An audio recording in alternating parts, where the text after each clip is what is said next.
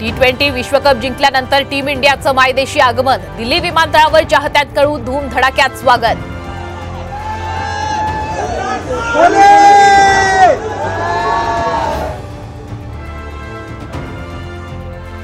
पंतप्रधानांची भेट घेऊन टीम इंडिया मुंबईला रवाना. आज संध्याकाळी नरीमन पॉइंट ते वानखेडे स्टेडियम पर्यंत ओपन बसमधून निघणार विजय रॅली.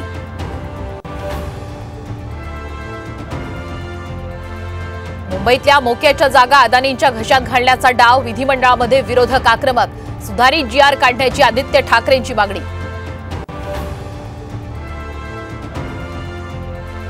वसंत मोरेंनी मातोश्रीवर घेतली उद्धव ठाकरेंची भेट. लवकरच ठाकरे गटात प्रवेश करणार.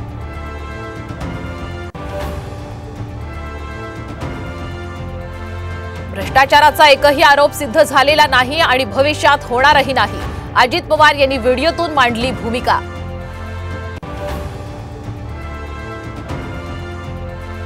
पंतप्रधान मोदी सर्वात मोठे बुवा.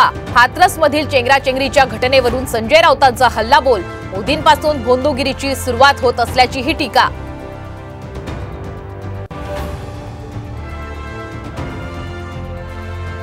आणि पुण्यासह राज्यभरात झिकाचे 8 रुग्ण. केंद्रीय आरोग्य मंत्रालयाकडून मार्गदर्शक सूचना जारी.